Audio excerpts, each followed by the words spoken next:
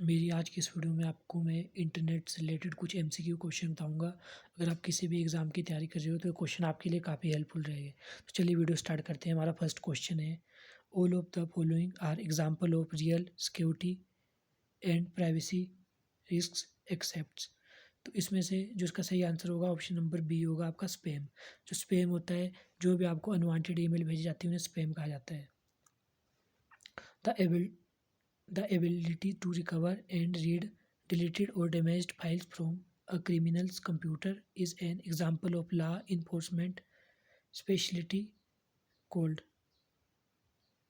तो जैसा कि इस क्वेश्चन का मतलब है कि कोई भी डिलीटेड फाइल जो किसी की क्रिमिनल के कंप्यूटर में होती है, मान लो किसी क्रिमिनल के कंप्यूटर में कोई फाइल है और वह उसे डिलीट कर देता है, तो ये किसकी जिम्मेवारी, किसका काम है कि वो उन फाइल को रिकवर कर सके। तो ऑप्शन नंबर इसका सी सही होगा, कंप्यूटर फोरेंसिक। जो कंप्यूटर फोरेंसिक की टीम होती है वो किसी भी डिलीटेड डाटा को रिकवर कर सकती है। तो इसका ऑप्शन नंबर 3 सही होगा, computer forensic. The difference between people with access to computer and the internet and those without this access is known as the। तो ऑप्शन नंबर इसका ए सही होगा, डिजिटल डिवाइड।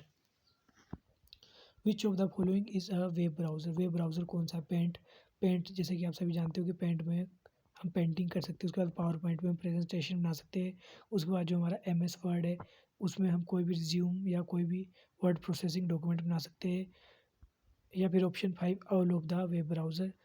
तो इसका ऑप्शन नंबर 3 सही होगा, जो हमारा फायरबॉक्स है, मोजिला फायरबॉक्स, ये हमारा वेब ब्राउज़र है। तो इसका ऑप्शन नंबर 3 सही होगा। The internet allow you to. Internet हमें क्या करना अलो करता है? Send electronic mail, view web pages, connect to server all around the world. तो जो हमारा इंटरनेट होता है ये हमें सारी दी हुई यहाँ पे सर्विस प्रोवाइड करता है। तो इसका ऑप्शन नंबर 4 सही होगा, all of the above. Junk email is also called. जो जंक ईमेल होती है उसे क्या कहा जाता है? तो जंक ईमेल होती है उन्हें स्पैम कहा जाता है। जो भी हमें अनवांटेड ईमेल भेजी जाती है वो हमारे जो मेल बॉक्स होता है हमारा जीमेल, उसमें स्पैम नाम से एक फोल्डर होता है, इसमें आती है। तो इसे हम स्पैम कहते हैं। जंक ईमेल को स्पैम कहा जाता है। What is an email attachment. Email attachment क्या होती है? तो जैसा कि आप सभी जानते हो कि जैसे कोई भी हमें ईमेल भेजता है तो हम उस ईमेल के साथ एक अटैचमेंट, कोई भी फाइल हो सकती है, जैसे कि इमेज हो सकती है या वीडियो हो सकती है या कोई जिप फाइल हो सकती है या कोई PDF फाइल होती है, उसे ही अटैचमेंट कहा जाता है। तो इसका ऑप्शन नंबर 2 सही होगा, a separate document from another program sent along with an email message. जो ईमेल मैसेज के साथ अटैचमेंट भेजी जाती है, कोई भी फाइल होगी जैसे वीडियो, इमेजेस, ऑडियो फाइल, इन्हें अटैचमेंट कहा जाता है। Sending an email is similar to. जो हम किसी को भी ईमेल भेजते हैं तो ये किसके सिमिलर होता है? तो ये राइटिंग अ लेटर, किसी को एक पत्र लिखने के जैसा होता है। तो इसका ऑप्शन नंबर ए सही होगा। द देश also called the web content billions of document. तो जो हमारा वर्ल्ड वाइड वेब है WWW, इसे ऑप्शन नंबर A1 इसका सही होगा। Choose the web browser among the following. इसमें से आपका वेब ब्राउज़र कौन सा है? MSN मैसेंजर, इसका जो नाम से ही पता चल रहा है कि एक मैसेंजर है। याहू मैसेंजर, ये भी एक मैसेंजर है। उसके बाद आपका readymail.net या फिर 5 नोन ऑफ दिस या नंबर 4। तो उसका ऑप्शन नंबर 4 सही होगा, नेटस्केप नेविगेटर। तो आपके जो ब्राउज़र थे इसमें सबसे पहले आपका था जो वो था www, जिसे टिम बर्नर्स-ली ने बनाया था। इसी का नाम नेक्सस भी था। उसके बाद आपका मोज़ाइक आया, जो पहला ग्राफिकल यूज़र इंटरफेस ब्राउज़र था। उसके बाद आपका थर्ड नंबर पे है आपका नेटस्केप नेविगेटर। द देश shows all the websites and web pages that you have visited over a period of time. जो भी हम वेबसाइट अपने ब्राउज़र में खोलते हैं तो उसकी डिटेल हमें कौन बताता है और टाइम बताता है भी किस टाइम पे हमने कौन सी वेबसाइट एक्सेस की थी। तो ये हमारा जो स्टेटस बार है ये नहीं बताता, टास्क बार भी नहीं बताता। जो हमारा हिस्ट्री लिस्ट होती है, आपने देखा होगा जब भी आप इंटरनेट एक्सेस करते हो तो वहाँ पे एक हिस्ट्री का ऑप्शन होता है। तो हिस्ट्री में जाके आप कुछ भी हिस्ट्री चेक कर सकते हो कि पहले आपके कंप्यूटर में कौन कौन सी वेबसाइट ओपन की हुई है। In the URL http/www.prehal.com, the portion labeled HTTP जो आपका सबसे आगे वाला पोर्शन है HTTP, इसकी फुल फॉर्म है हाइपर टेक्स्ट ट्रांसफ़र प्रोटोकॉल। ये इसका नाम क्या होता है, तो इसे होस्ट कहा जाता है। ऑप्शन नंबर ए सही होगा, होस्ट। इसमें आपका डोमेन नेम है prinhal.com और जो उसका आपका टॉप लेवल डोमेन होगा उसमें .com होगा। ऑप्शन नंबर ए सही होगा इसका, host. A repair for a known software bug usually available at no charge on the internet is called a, तो इसे पैच कहा जाता है। ऑप्शन नंबर 2 इसका सही होगा। ये क्वेश्चन आपके हो चुके हैं। A website address is a unique name that identify a specific देश ऑन द वेब। जो कोई वेबसाइट होती है उसका यूनिक नेम होता है जो आइडेंटिफाई करता है स्पेसिफिक किस चीज़ को आइडेंटिफाई करता है, तो इस वेबसाइट को आइडेंटिफाई करता है। जैसे कि आपने देखा होगा कि जितनी भी आपकी वेबसाइट होती है हर वेबसाइट का नाम डिफरेंट डिफरेंट होता है, तो ऑप्शन नंबर 3 सही होगा इसका, website. A word in a web page that when clicked open another document. जैसे कि आप इंटरनेट यूज़ करते हो, आप किसी की वेबसाइट को ओपन करते हो तो आपने वहाँ पे कुछ वर्ड देखे होंगे, जैसे कि यहाँ पे लिखा होता है home, contact us, about us, ये सारी डिटेल या कोई भी वर्ड लिखा होता है जिस पे अगर आप क्लिक करोगे तो आप दूसरे पेज पे रिडायरेक्ट हो जाओगे, तो उसे हाइपर लिंक कहा जाता है। हाइपर लिंक को एंकर टैग का यूज़ करके बनाया जाता है। इसका ऑप्शन नंबर 2 सही होगा, हाइपर लिंक।